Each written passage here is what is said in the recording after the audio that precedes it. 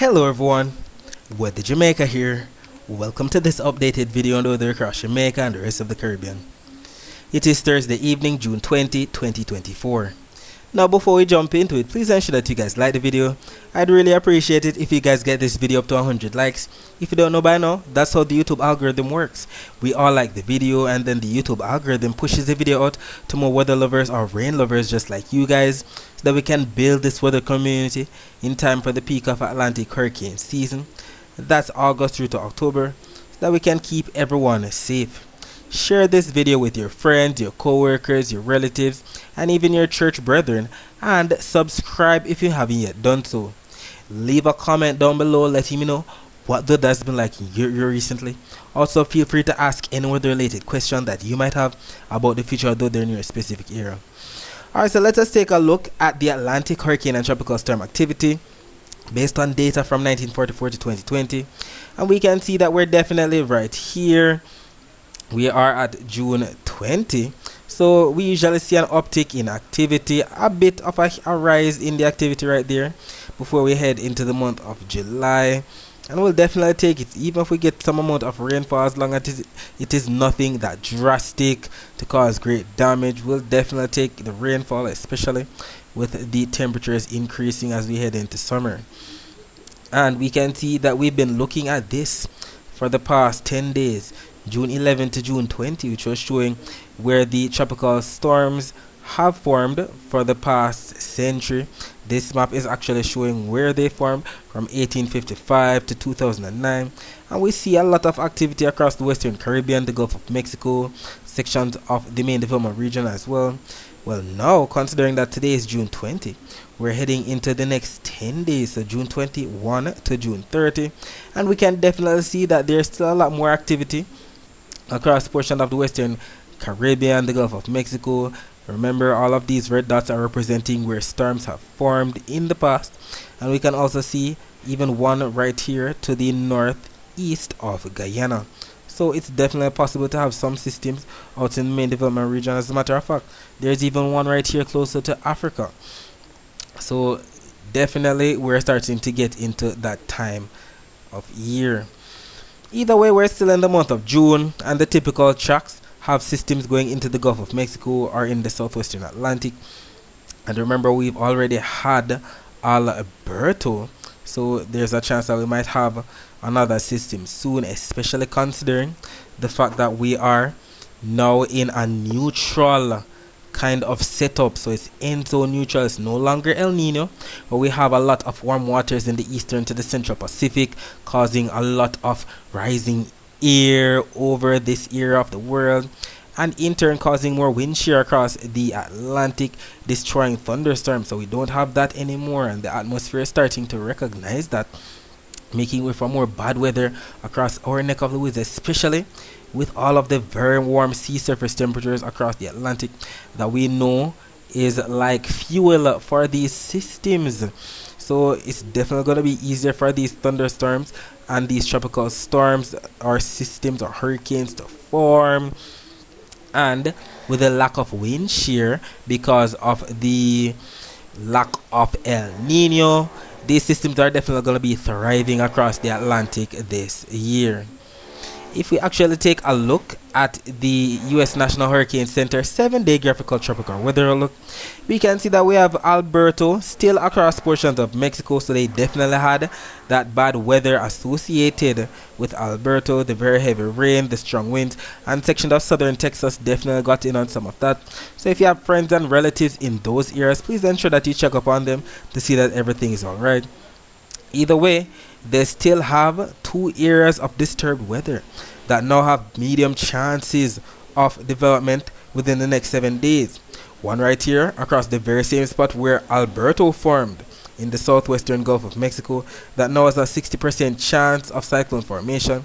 And another one right here that we've been watching for the past week that used to have more of a low chance of development with the yellows. Now we can see that it has definitely developed more of a medium chance of development, up to 50%. So we'll see exactly what unfolds. We'll see if we might get Beryl or Chris before all is said and done. And I'll definitely be here to keep you all posted just in case this happens. If we take a look at the surface map of the Atlantic for this evening, we can see that the tropical wave that we had to the east of Jamaica yesterday has definitely been absorbed by the Central American gyre. So we know the Central American gyre is definitely right here across Central America, causing a huge broad area of low pressure, spinning away, causing cloud showers and thunderstorms across the entire region. This was definitely what caused Alberto to form and hit Mexico. And we had a tropical wave right here to the east of Jamaica, and it's now been absorbed into the Central American gyre. So all of this is definitely pushing towards the west, and it's definitely going to be making way for whatever is to take place in the southwestern Gulf of Mexico to formulate a possible barrel or crystal. We'll see exactly what unfolds with that. Either way, it just spells more bad weather for a portion of Central America, Belize, Guatemala, Honduras, El Salvador, Nicaragua, even section of the Cayman Islands definitely going to be getting in on that bad weather. And we can see that there's definitely an upper level low pressure, upper level trough of low pressure across portion of the northern Caribbean, which is responsible for causing most of the thunderstorms that we've been experiencing across, especially the Greater Antilles this week. If we actually take a look back at the surface map, we can also see that the entire Atlantic basin is still being dominated by the ridge of high pressure that we know is responsible for sending all of the easterly trade winds across the main development region into the Caribbean. And with these easterly trade winds, we have tropical waves pushing from east to west from Africa across the main development region into the Caribbean. One right here across the eastern Caribbean, one right here to the northeast of South America, and one right here to the west or the southwest of the Cabo Verde Islands right there. If we take a look at the visible satellite images of the Atlantic before the sun went down, we can actually see the clouds associated with that area that the hurricane center has been watching, spinning away right there off the southeast coast of the United States. We'll see if it actually gets upgraded to a potential tropical cyclone or tropical depression or tropical storm tonight into tomorrow. We'll see exactly what unfolds with that. We can see all the clouds associated with the tropical wave that is now interacting with the Central American gyre, and we can also see the numerous tropical waves that we just mentioned, one right here across the eastern Caribbean and another one right here to the northeast of South America, and we have numerous tropical waves here and there across the main development region, not to mention the intertropical convergent zone. We'll be talking more about the rest of the Caribbean weather later on. Let us focus our attention on the prediction that was made in yesterday's video about the weather across Jamaica for today, Thursday, June 20. It was stated that section of some eastern parishes would have received rainfall last night, so that's Wednesday night, into Thursday morning, and that would have also been affected with more rainfall across sections of some northern and western parishes during Thursday afternoon. And just for reference, we know eastern parishes, we're talking about those parishes in the county of Surrey, so Portland, St. Thomas, Kingston, St. Andrew. Western parishes, don't know, we're talking about those parishes in the county of Cornwall, so St. Elizabeth, Westmoreland, Hanover, St. James, Trelawney. While northern parishes, I know we're talking about those parishes on the top side of the island, so Hanover, St. James, Trelawney, St. Anne, St. Mary, and Portland. And what ended up happening? As early as last night, the prediction was coming true. We had that very heavy rainfall across sections of some eastern parishes, and I live in the east, so I definitely got in on that rainfall, that thunderstorm activity, definitely across sections of St. Mary, Portland, St. Thomas, even sections of southern Clarendon, got in on some of the action. And then by about 5:40 a.m., the Cuban Doppler radar images were posted again on our Twitter page. By the way, these posts are made here on our Twitter page at Weather Jamaica, on our Instagram page at weather.jamaica, on our TikTok page at Weather Jamaica, and on our Facebook page at Weather Jamaica 876. Also, we're pleased to announce that our Facebook page is back up and running after being banned for about 4 days, if I'm not mistaken, for a post that was made in 2020. A post that was made to be a joke, as a matter of fact. So I'm glad that they didn't punish me or ban my whole account all the way. I am happy that it is back, so our followers on our Facebook page can definitely see what's happening. So we can definitely see that the post was made here at 5:40 a.m. and we had some rainfall as represented by these green colors coming into sections of St. Thomas, Portland. So we definitely had some light to moderate rainfall, as we can see by the key right there. And then by 2:35 p.m., that's when we started to see the afternoon prediction come true with the rainfall across sections of some eastern, northern, and western portions, especially section of northern Jamaica, where it was said that there was a freak storm that took place, especially across sections of St. James, Montego Bay. And we can definitely see where that thunderstorm ran along the north coast from east to west. That's crazy. We see all of those sparkling white dots that represent some amount of lightning strikes, if not lightning flashes. So they definitely had in on that very bad weather during the afternoon. And we definitely had confirmation for this rainfall. So first things first, this was 22 hours ago. So this was last night. We had Acadia Lee stating lightning and thunder in Greater Port More. We also had Scorpio Queen 9416, lightning and thunder, Dalby St. Thomas. Keish Cross stating thunder there Kingston. And then as we headed into the later hours of Thursday, we can see Melissa Sutherland 32 stating rainy day in Port Antonio.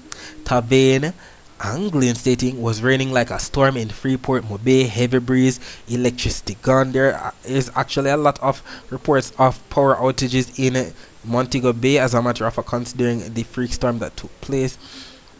And we even have some video footage coming out from This Is a Blast Twitter page. So if you're not following that page yet, please ensure that you do, as they make posts throughout the day that show things that are happening across Jamaica, as gruesome as some of these may seem. So we can see a tree down right here, persons driving around them.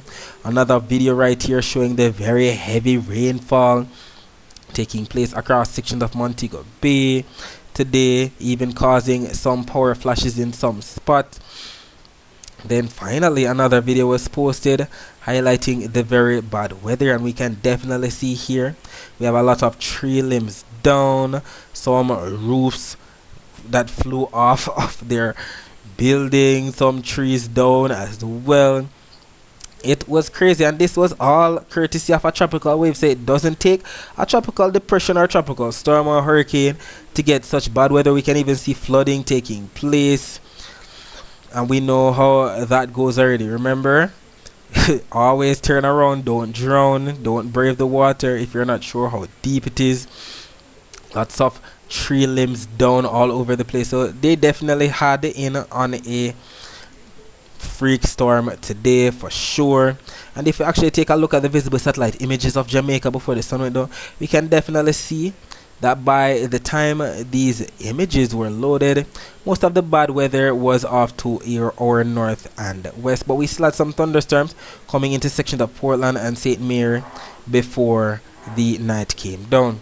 And we can see all of that even better on the infrared satellite images that show the high cold cloud tops as represented by the blues, the greens, the yellows, oranges, reds, not to mention the sparkling white dots that represent some amount of lightning strikes, if not lightning flashes. Right there, Portland, St. Mary definitely got some thunderstorm before we started recording. And we can definitely see that thunderstorm from earlier today that caused the freak storm off to the northwest of the island. We can see even the blacks within those rays that indicate some deep thunderstorms. So we definitely had some bad weather. The south coast, not so much. If we take a look at the latest Cuban Doppler radar images, let me reload these images so that we have the latest. If you don't know by now, we have to be using the Cuban Doppler radar because the Jamaican Doppler radar has been done for quite some time. And would you look at that, 810 is the latest image. As a matter of fact, it just reloaded. Let's see, 810, 820. Alright, so as of 8:20, we can see that we have some amount of rainfall right there off to the north of the island, some rainfall off to the east of the island right there, and some rainfall off to the south of the island. So who knows, some of these rain bands might definitely make it on shore, definitely across section of St. Thomas, Portland tonight. As a matter of fact, it has already begun in some spots. We can see that rainfall that we just spoke of that affected sections of Portland, St. Mary earlier this evening. And there might definitely still be some more lingering rainfall across sections of the island tonight. Alright, so before we get into the temperatures, we need to talk about the fact that this post was made highlighting that today is the first day of summer. So it states here, today is Thursday, June 20, 2024. It is the first day of summer and the longest day of the year. Usually, summer starts on the 21st, but due to the leap year, it begins today. During summer, days are the longest and temperatures are the warmest, so stay cool with these summer tips. And in the video that was posted, we highlighted why we have seasons, and nice is a breakdown of why we actually have seasons throughout the year, whether it be summer, spring, autumn, winter. And we also highlighted numerous tips on how we can definitely beat the heat. We know summer is the hottest time of year, and we definitely need to beat it this year, considering that there have been so many deaths. If you actually do your research, so many persons have died in Mexico, in Saudi Arabia, because of this year's heat alone. Even India getting in on some of that very hot weather. So we definitely have to beat the heat. We don't want to get any heat related illnesses at all this year. Alright, so let us take a look at the temperatures right now. We can say we're 28 degrees Celsius in both Montego Bay and Kingston. And by about 4 a.m. on Friday, temperature should dip down to about 26 degrees Celsius in both Montego Bay and Kingston. Taking a look at the temperature forecast for tomorrow, this map from the GFS is showing 18:0 on Friday, which is actually 1 p.m. on Friday, and we can see Jamaica right here, embedded in a mixture of some gray colors and some yellow colors that we can see by the key on the right that represents average to at least 1 degree Celsius above normal temperatures. I know the normal temperatures for the month of June across Jamaica are about 90 degrees Fahrenheit. When we take a look at the thermometer, 90 degrees Fahrenheit is about the same as 32.2 degrees Celsius. So we should be receiving anywhere from 32 to 33 degrees Celsius at most for Jamaica's temperature on Friday. Taking a look at the dry air map, we know the dry air is represented by what we see on the key on the bottom, the yellows, the oranges, the reds, and the whites within those reds. And we can see that there's a lot of dry air across portions of the Eastern Caribbean, the main development region off the coast of Africa, as well as the northern section of North Atlantic all the way into portions of the east coast of the US. We see more blues than anything else across the Gulf of Mexico, the southwestern Atlantic, the Caribbean. All of this has to do with a lot of moist air, and that's what we like to see. We don't like the air to be too dry, causing little to no rainfall taking place. We like the rainfall as long as it's not too bad and as long as it's not causing flooding. We like the cool temperatures for sure in Jamaica. If we actually take a look at the Saharan dust forecast for 2 p.m. on Friday, we do see all the browns that represent the Saharan dust stretching all the way from Africa across the main development region into portions of the Caribbean. So definitely sections of the Leeward and Windward Islands, section of the ABC Islands, the Cayman Islands, Cuba, the Yucatan Peninsula, sections of the coastal areas of Nicaragua and Honduras, sections of Venezuela, Colombia, definitely getting in some amount of browns. And we can see that Jamaica is definitely going to be in the clear for tomorrow, as we're getting in on more clear weather right here, coming in more from the northeast. All of this associated with the trough of low pressure, the upper level trough. So all of this is definitely squashing the Saharan dust to the south. We're indeed grateful for that. We'll take it. We don't want the Saharan dust. That's how we know the Saharan dust definitely causes a lot of hazy skies, not to mention triggering some amount of respiratory illnesses in some people, whether it be asthma or sinusitis. So we'll definitely take the moist air. As relates to the wave forecast for tomorrow, this map from the Euro and this map from its GFS are both showing the wave forecast, and we can see from the key on the bottom right, we're seeing more blues than anything else that represent anywhere from 1 to 1.5 meter wave height, and that's because the winds are going to be averaging anywhere from 15 to 20 knots, and we definitely see the general direction for the winds coming in from the east. And we also see it kind of curving to the north, especially on the south coast. Less winds on the north coast. So who knows, they might have some more rainfall, especially during the afternoon across sections of some northern and western parishes again. And the rainfall that we're going to be getting coming off of the sea, definitely coming in from the east to affect sections of some eastern parishes again. So definitely some more rainfall tonight into tomorrow for section of eastern Jamaica. Then during the afternoon across section of some northern and western parishes again. So we can also see the upper level wind shear for tomorrow has the wind coming in from the northwest. So it's not like today where we had more of those upper level clouds being pushed up towards the east to northeast, favoring more of that rainfall across northern Jamaica. Tomorrow it might be different with some thunderstorms definitely across northern Jamaica, but pushing more of those high cold cloud tops off towards the south, so maybe some overcast skies, especially for some southern parishes. Who knows, some of that rainfall might spill into sections of some southern parishes as well. And if we actually take a look at the rainfall forecast maps, this is where we're here. This is what we like to see. And we can definitely see that as early as tonight. Both of these maps from the Euro and the GFS are showing 12 a.m. Eastern Standard Time, which is actually 11 a.m. Jamaica time. And where do we see the blues that represent rainfall? Across sections of some eastern parishes mainly. And we also see some of that intersection of some central parishes. So who knows, some of this rainfall that we just saw on the Doppler radar images might even make it into sections of some central parishes if it's not already happening. Skipping ahead to about 7 a.m. Eastern Standard Time, which is actually 6 a.m. Jamaica time, we start to see some contrast on both the maps. The Euro showing more blues that represent rainfall across sections of some southern and eastern parishes. GFS showing more of those blues that represent rainfall across sections of some northern and eastern parishes, more so offshore the north coast than anything else. Either way, we have contrast, we have differences, we don't have agreement with the 6 a.m. forecast.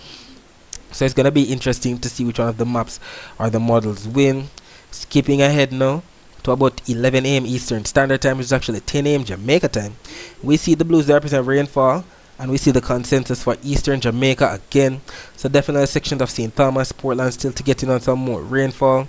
And we also see the Euro showing more of that blue color that represents rainfall across southern Jamaica, not so much on the GFS for that time period.